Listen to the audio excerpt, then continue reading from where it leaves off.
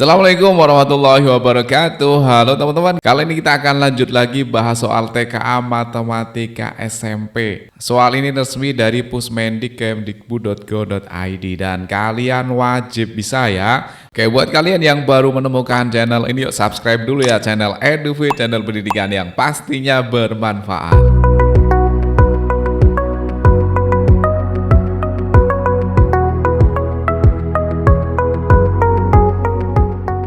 Oke teman-teman, langsung kita bahas soal nomor 18 ya. Sebenarnya soal ini udah pernah kita bahas ya, tapi nggak apa-apa, sekarang kita bahas lagi. Desain jembatan yang tepat sangat penting untuk memperkuat struktur karena menentukan kestabilan, ketahanan, dan keselamatan jembatan dalam menghadapi beban dan kondisi lingkungan. Salah satu contoh desain jembatan tampak pada gambar. Bagian rangka jembatan tersebut dapat digambarkan dengan sketsa garis sebagai berikut. Diketahui garis L1 sejajar dengan garis L2. L1 itu yang ini, L2 yang ini, sejajar ya. Oke. Dan garis L3 sejajar dengan L4. L3 sejajar dengan L4 yang merah ya. Oke, sejajar. Jika besar sudut A 50 derajat, berarti yang ini nilainya 50 derajat. Tentukan benar atau salah untuk setiap pernyataan berikut. Oke, langsung kita kerjakan ya. Yuk teman-teman, caranya kalau di sini ada sudut A 50 derajat, maka sudut yang bawahnya ini juga sama, yaitu 50 derajat. Kenapa? Karena sudut bertolak belakang ya. Sudut bertolak belakang besarnya sama ya. Nah, selanjutnya sudut yang ini itu besarnya juga sama dengan 50 derajat. Kenapa? Karena dia sudut sehadap. Sudut sehadap besarnya sama. Kemudian sama juga dengan sudut yang D ini ya. Jadi yang D juga nilainya 50 derajat. Kenapa sama? Karena sudut yang ini 50 derajat ini sehadap dengan sudut D. Sudut sehadap besarnya sama. Nah, kalau gitu pernyataan yang pertama ini benar ya. Sudut D 50 derajat itu benar. Oke, sekarang kita cek yang kedua ya. Besar sudut C dapat ditentukan dengan menggunakan aturan sudut berpelurus, yaitu 50 derajat. Benar enggak ini sudut C-nya nilainya 50 derajat? C kan yang ini ya. Oke, di sini katanya menggunakan aturan sudut berpelurus. Nah, kalau berpelurus berarti artinya yang ini teman-teman ya, ini sudutnya lurus, ya kan? Ini sudutnya lurus, yaitu besarnya 180 derajat. Sudut berpelurus itu besarnya 180 derajat. Nah, yang A itu kan 50 derajat, yang ini juga nilainya 50 derajat. Kenapa? Karena sudut sehadap, ya kan? Besarnya sama nih. Nah, sudut C-nya ini berapa? Biar kalau dijumlahkan dengan 50 menjadi 180. Berarti C-nya itu sama dengan 180 kurang 50, yaitu 130 derajat. Jadi sudut C-nya ini 130 derajat, bukan 50 derajat. Berarti yang pernyataan kedua ini salah ya. Oke, yang terakhir sekarang nih, sudut B dan E sama besar yaitu 130 derajat. B itu ada di sini ya, B dan E ada di sini. Oke, sekarang kita cek dulu. Sudut C dan sudut B itu namanya adalah sudut luar berseberangan. Besarnya sama ya. Jadi kalau sudut C-nya 130, maka sudut B-nya juga 130 derajat ya. Kemudian sudut B dan sudut E ini sudut luar berseberangan. Besarnya sama juga, yaitu 130 derajat. Jadi sudut B dan sudut E itu besarnya sama. Kalau gitu jawaban yang ketiga ini benar ya. Jadi jawabannya adalah benar, salah, benar. Lanjut nomor 19. Perhatikan gambar berikut. Tentukan benar atau salah untuk setiap pernyataan berikut tentang bangun segitiga pada gambar tersebut. Segitiga ABD dan segitiga CAD saling sebangun. Bener nggak nih? Teman-teman masih ingat ya, syarat kesebangunan itu ada dua. Yang pertama, sudut-sudut yang bersesuaian harus sama besar. Kemudian yang kedua, sisi-sisi yang bersesuaian sebanding. Oke, sekarang kita lihat segitiga yang besar, yaitu segitiga ABC dulu ya. Segitiga ABC itu siku-sikunya di A. ya kan? Nah, yang B ini kan nggak ada sudutnya ya, kita kasih sembarang sudut nggak apa-apa, atau boleh dengan menggunakan simbol boleh. Misalkan sudut B ini kita kasih lambang apa? Bintang ya, oke, kita kasih lambang bintang. Kemudian sudut C kita kasih lambang bulat. Oke, jadinya sudut segitiga itu adalah siku-siku, bintang, dan bulat. Nah, sekarang kita lihat segitiga ADC. ADC ya, di sini sudah ada siku-siku, ya kan? Sudah ada bulat, berarti kurang apa? Ya, kurang bintang berarti di sini, ya. Jadi segitiga itu sudutnya adalah masing-masing siku-siku, bulat, bintang. Nah, sekarang kita lihat segitiga ADB. ADB ya. Di sini sudah ada bintang, berarti yang ini siku-siku, berarti bintang, siku-siku, berarti yang belum ada apa di sini? Ya, yang belum ada adalah bulat, ya kan? Oke, sekarang masing-masing segitiga ini sudah ada sudutnya semua ya. Yuk kita lihat segitiga ABD dan CAD. Bener nggak ini saling sebangun? Kita lihat. ABD itu sudutnya adalah bulat, siku-siku, bintang. Terus yang segitiga CAD itu juga sudutnya sama. Siku-siku, bulat, dan bintang. Berarti ini sudah memenuhi syarat. Karena sudutnya sudah sama, maka nanti sisi-sisi yang bersesuaian sebanding. Contohnya nih ya, AB itu pakai sudut bintang dan bulat kan. Berarti nanti sebanding dengan bintang dan bulat juga, yaitu sebanding dengan AC. Atau nanti akan sama dengan kalau kita pakai BD, ya kan? BD itu nanti akan sebanding dengan apa? BD itu adalah bintang sama siku-siku. Berarti bintang sama siku-siku adalah AD. Itu ya teman-teman ya. Jadi nomor 1 ini sudah memenuhi syarat kesebangunan, yaitu sudutnya sama besar dan sisi-sisi yang bersesuaian sebanding. Oke, lanjut yang kedua ya. Panjang sisi BC sama dengan 15 cm. BC itu kan berarti dari ujung sampai ujung ya, itu BC. Nah, sekarang caranya gini. Bang itu kasih rumus ya. Kasih rumus nih penting ini buat kalian ya. Langkah pertama kita cari dulu segitiga yang besar dan kita cari siku-sikunya di mana? Siku-sikunya adalah di A. Ya, oke. Siku-sikunya ini di A nanti akan menentukan rumusnya. Jadi A, sekarang A kita arahkan ke B. Ya, jadinya adalah AB.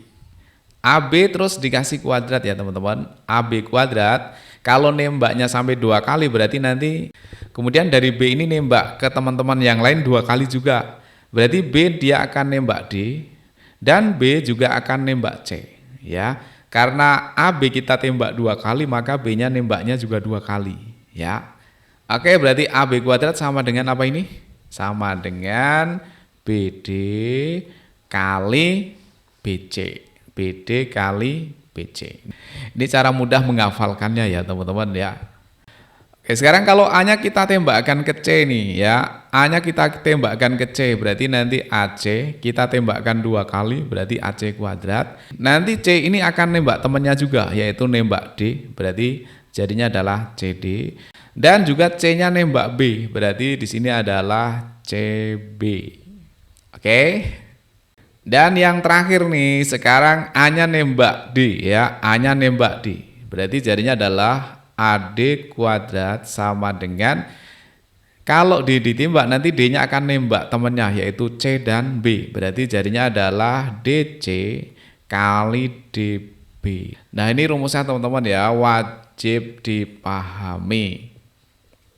Oke, di sini kita mau mencari panjang BC ya. Berarti kita pakai rumus yang pertama ini, AB kuadrat sama dengan BD kali BC. Kita pakai rumus yang pertama, ya kan? AB-nya kan diketahui kan? AB-nya berapa ini? 12 cm kan? AB kuadrat berarti artinya adalah 12 kali 12. Kan kuadrat itu dikalikan sampai 2 kali kan? AB kali AB atau 12 kali 12 sama dengan BD. BD-nya kan udah ada nih, 9,6. Kemudian dikali dengan BC yang ditanyakan ini, BC. Nah, nanti BC-nya ketemu di sini. Nah, di sini teman-teman nggak harus mengalikan 12 kali 12 ya, biarkan aja 12 kali 12. Kemudian kalau teman-teman bingung ada komanya hilangkan aja. Artinya Artinya kali 10 biar hilang ya. Berarti kalau kita kalikan 10 ini menjadi 96. Nah, kalau yang kanan kali 10 berarti yang kiri kali 10. Berarti nanti salah satunya yang 12 ini kita tambah 0 ya. Kalau kita nambah 0 di ruas kiri maka ruas kanannya tambah 0 juga atau komanya mundur 1. Sehingga ini tidak ada koma-koma ya. Ini kali BC. Sehingga tinggal kita hitung angka bulatnya ya kan. Kalau udah sampai sini kemudian kita sederhanakan ya teman-teman. Ada ruas kiri, ruas kanan masing-masing boleh dibagi dengan angka yang sama. 96 bisa nggak dibagi 12? Bisa ya, pas nih. Kalau kita bagi 12, 96 bagi 12 itu dapatnya 8 nih, 8 ya. Kemudian yang ini bagi 12 dapat 1. Dibagi lagi masih bisa ini ya, kita bagi 4 nih. Kalau kita bagi 4 dapat 2. Kalau kita bagi 4 dapatnya 30. Berarti BC itu nilainya sama dengan 30 bagi 2. Yaitu nilainya sama dengan 15. Kan 2 kali 15 nilainya 30 ya kan? Oke ternyata BC-nya 15 itu benar lagi. Nah kalau udah benar-benar berarti yang ini mestinya salah. Coba kita cek ya. Yang ditanyakan di sini adalah panjang AC. Oke, kalau panjang AC berarti kita gunakan rumus yang kedua ya, AC kuadrat. Maka jadinya AC kuadrat sama dengan CD. CD-nya berapa ini? Kalau BC-nya itu ketemu 15 ya, di sini ketemunya 15 kan. Berarti panjang CD itu sama hanya dengan 15 dikurangi 9,6. Ini kita tambah 0 ya, dikasih koma sama 0 ya kan. 0 kurangi 6 nggak bisa pinjam depannya, jadinya 10 kurangi 6 itu 4 ya. Karena udah dipinjam depannya 1 jadinya tinggal 4 nih, 14. 14 kurangi 9 berarti 5. Berarti panjang DC-nya atau CD-nya adalah 5,4. Jadi panjang CD atau DC adalah 5,4. 5,4 kemudian dikali dengan CB, CB-nya kan ketemunya 15. Nah, kalau di sini itu AC-nya katanya 10 ya. Kalau AC-nya 10 kemudian 10 kuadrat, apakah sama dengan 5,4 kali 15? Apakah 5,4 kali 15 itu nilainya sama dengan 100? Enggak kan? Berarti kan pernyataan yang salah. Betul kan? Oke, kita lanjut soal nomor 20. Di sebuah taman kota berbentuk persegi panjang, terdapat sebuah kolam berbentuk lingkaran yang terletak tepat di tengah-tengah taman seperti terlihat pada gambar. Area taman lainnya, yaitu area hijau pada gambar, akan ditanami rumput. Tentukan benar atau salah untuk setiap pernyataan berikut tentang luas area kolam dan area yang ditanami rumput. Gunakan P-nya 22/7. Yang pertama, selisih antara luas taman dan luas kolam lebih dari 240 meter persegi. Kita cek dulu luas taman. Taman ini bentuknya persegi panjang ya. Berarti luas persegi panjang atau luas tamannya itu sama dengan panjang kali lebar ya. Rumus luas kan panjang kali lebar, berarti 20 kali 14. Nilainya sama dengan berapa? 14 kali 2, 28 ya, berarti 280. Satuannya nggak usah kita tulis. Kemudian karena di sini selisih dengan luas kolam, berarti kita cari luas kolam atau luas lingkaran ya. Luas lingkaran, teman-teman masih ingat ya, rumus lingkaran itu adalah luas lingkaran sama dengan PR kuadrat, ya kan? PR kuadrat. P-nya disuruh pakai 22/7, berarti 2/7 kali R kuadrat. Di sini jari-jarinya adalah 3,5 ya. 3,5 ini bisa kita buat menjadi 7/2. 7 bagi 2 kan 3,5, ya enggak sih? Iya kan? 7 bagi 2 kan 3,5. Nah, 7/2 kemudian karena kuadrat itu berarti kali 7/2 lagi. Oke, yang 7 bisa kita coret ya. 7 bagi 7 semuanya tinggal 1. Kemudian 2 sama 22 kita bagi, yang ini dapat 11, yang ini dapat 1. Sehingga nilainya sama dengan 77 bagi 2 ya. 77 bagi 2 sama dengan 7 bagi 2 nilainya 3, sisanya 1, 17 bagi 2 itu 8, sisanya 1, 10 bagi 2, 5. Berarti di sini nilainya 38,5. Nah, karena yang ditanyakan di sini adalah selisih, tinggal kita kurangkan aja nih. Kita kurangkan ya. Kita kasih koma 0 ya, biar sama dengan bawah. 0 kurangi 5, nggak bisa, kita pinjam 1, jadinya 10 kurangi 5, nilainya 5. Kemudian ini udah dipinjam 1, tinggal 9. 9 kurangi 8, nilainya 1. Karena ini awalnya 0, kan pinjam depannya lagi, jadi tinggal 7 di sini. 7 kurangi 3 itu 4.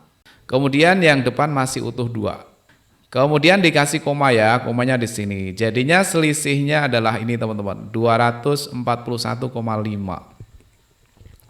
Di sini katanya lebih dari 240.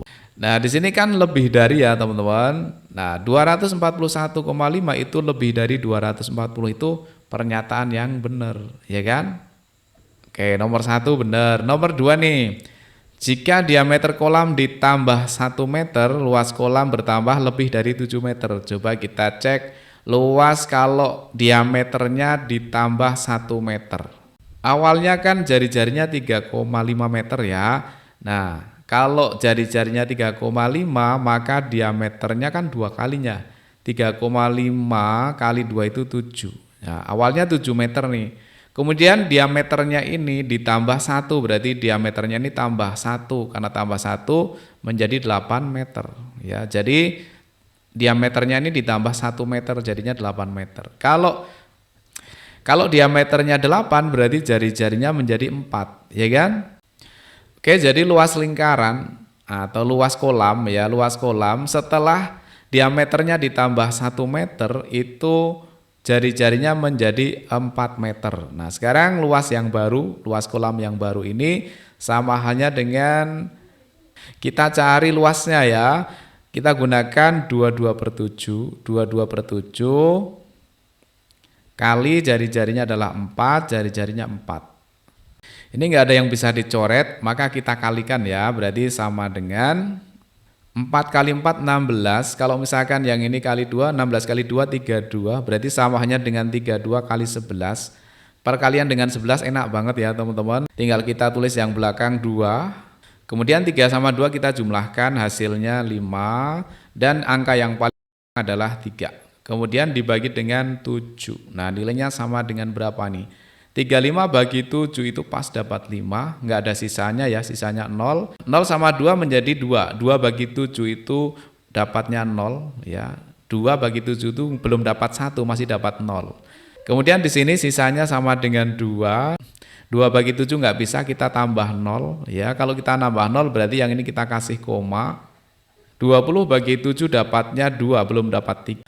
Ini masih koma lagi ya, tapi kita cukupkan sampai sini dulu aja ya, 50,2 aja. Jadi luas kolam yang baru setelah ditambah diameternya 1 meter itu menjadi 50,2.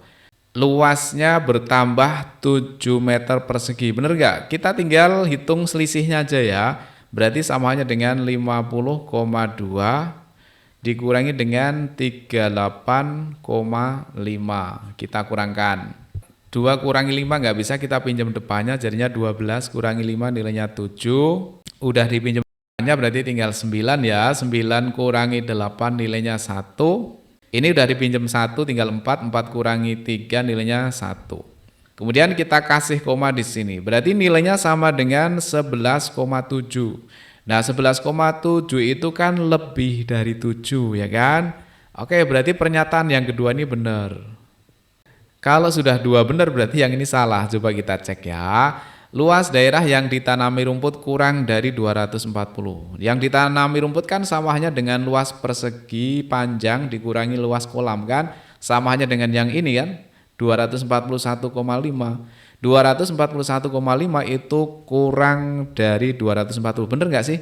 Salah ya. Karena 241,5 itu lebih dari, bukan kurang dari, lebih dari 240. Berarti pernyataan yang salah. Gimana teman-teman? Udah bisa apa belum? Oke, mudah-mudahan bisa ya. Oke, untuk soal nomor 21, 22 akan kita bahas di part selanjutnya. Selamat belajar, mudah-mudahan diterima di sekolah yang dicita-citakan. Amin. Assalamualaikum warahmatullahi wabarakatuh.